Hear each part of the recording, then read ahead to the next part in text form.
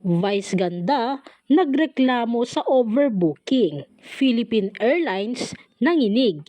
Paulit-ulit nagsorry. Paulit-ulit na humingi ng dispensa ang Philippine Airlines or PAL kay Vice Ganda makaraang magreklamo ang TV host comedian sa hindi kagandahang nangyari sa kanyang flight. Grabe ka at FlyPal. Grabeng pang-aabala at perwisyo ang dinulot mo sa masaya sanang trip na ito.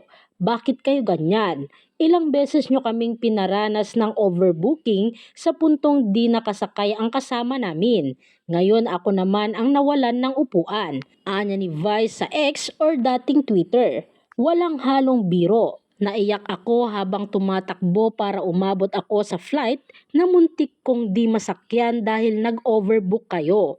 Si Ayon, inabutan kong mukhang kawawang nasa pinto ng eroplano dahil ayaw niyang sumakay kung di ako makakasakay.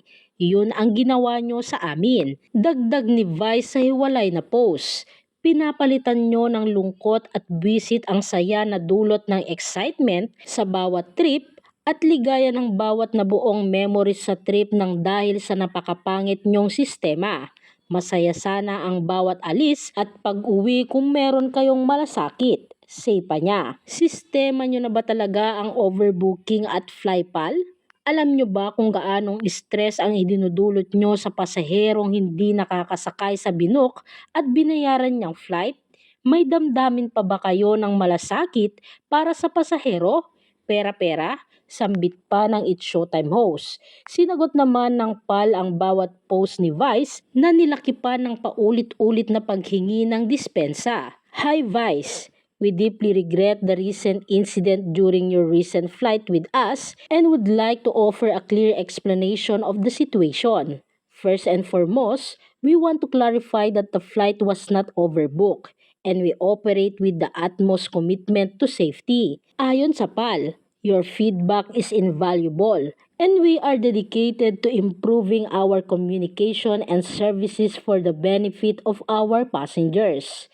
If you have any further concerns or suggestion, please do not hesitate to reach out to us directly. Thank you for your understanding and we appreciate your continued support as we strive to enhance the travel experience for everyone on board Philippine Airlines. Dagdag nito.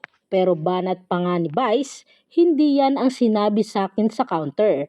Ang sabi ng staff, the flight was overbooked and my seat was given to another passenger. Magbato-batopic na lang kayo ng staff sa counter kung sino sa inyo ang palpak. Yung panalo, libre ko ng round trip ticket via Cathay Pacific. Galit na pahayag pa ng naturang It's Showtime host.